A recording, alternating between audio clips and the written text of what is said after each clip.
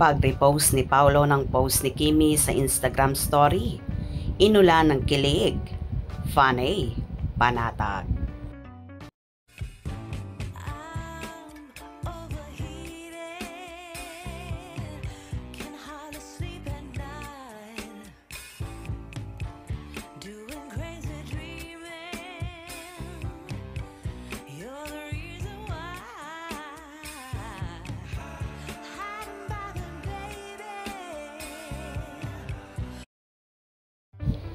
Tila ito na nga ang way ng pagmamahalan ni Kim Chiu at Paolo Avellino, ang mga simpleng gestures at pag-repost sa mga post ng bawat isa.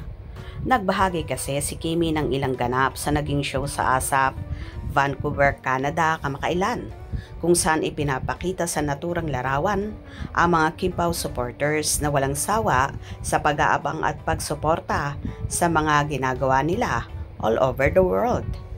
Ito ang isa sa way ni Kimi nang pasalamatan ang kanilang followers na all the way down kung sumuporta sa mga projects nila ni Paolo. Kaya naman bilang pasasalamat na rin ni Paolo sa fans nila ni Kim, agad-agad nga niya itong nirepost sa kanyang Instagram story na tila nagpapasalamat din sa lahat ng tumatangkilik sa kanila.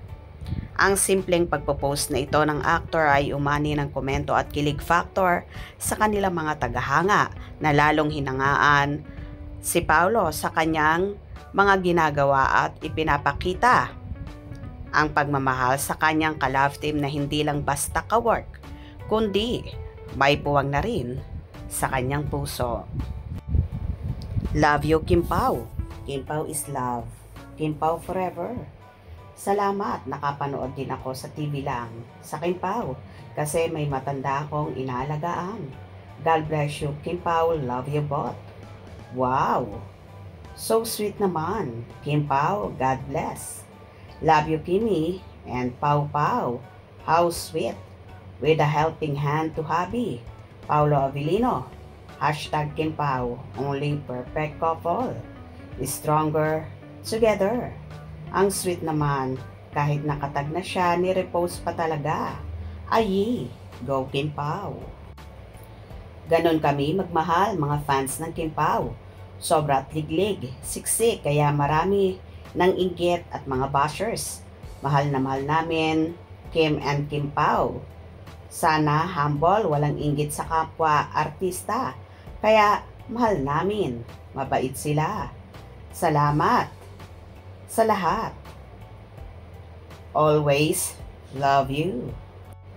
Ayon pa nga sa naging caption ni Kimi, thank you Pam for the love, support, and for showing up in Vancouver.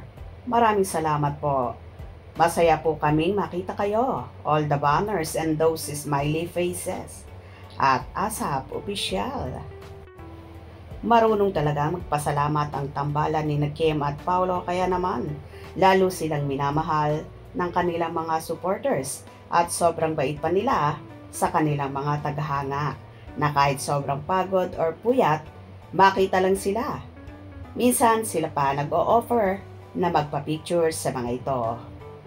Hope you enjoyed. Please subscribe for more info.